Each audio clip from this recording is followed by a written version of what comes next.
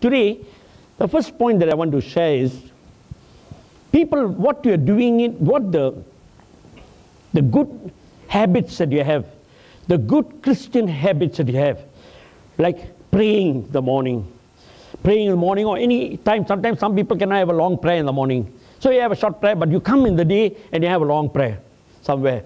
Bible reading, fasting, going to church, being involved in ministry. All this, suddenly one question comes, is this a waste? Why are you doing this? It's a waste. Don't listen to that voice.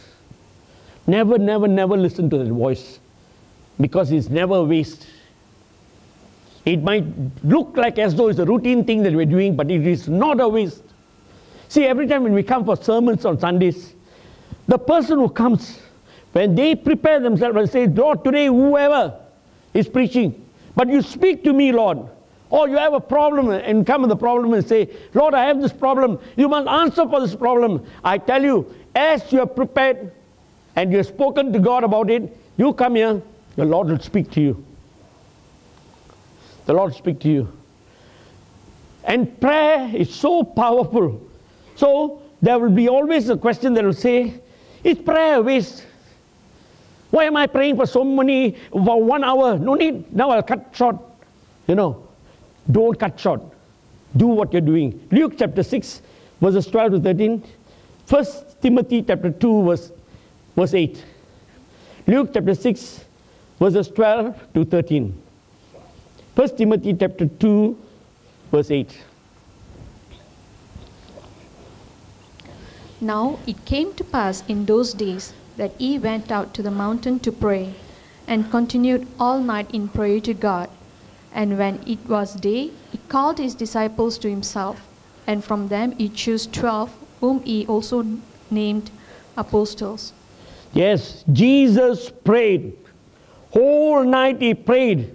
And even up to today, I still thinking, what would have been that so many hours of prayer? What he would have prayed? He had so much to pray for. But after the prayer, verse 13 says that he was able to make the right decision of choosing the 12. When we spend time in prayer, God gives us wisdom and direction in our life.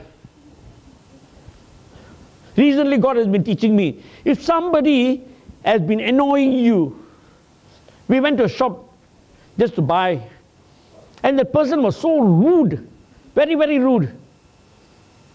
So the person who was next to me said, oh yeah, I don't know how you kept quiet. If I would have lost my head. I don't know what I would have done. I was very calm. I just said that I bought the thing and it just came out. But I came out, you know what God was telling me? Any time when people disturb you, anyone who disturbs you, you pray. You know how? Lord, bless the person. Lord, bless the person. Do you know when we say bless the person, it doesn't mean that God will take care of the person, because that person also is made in the image of God.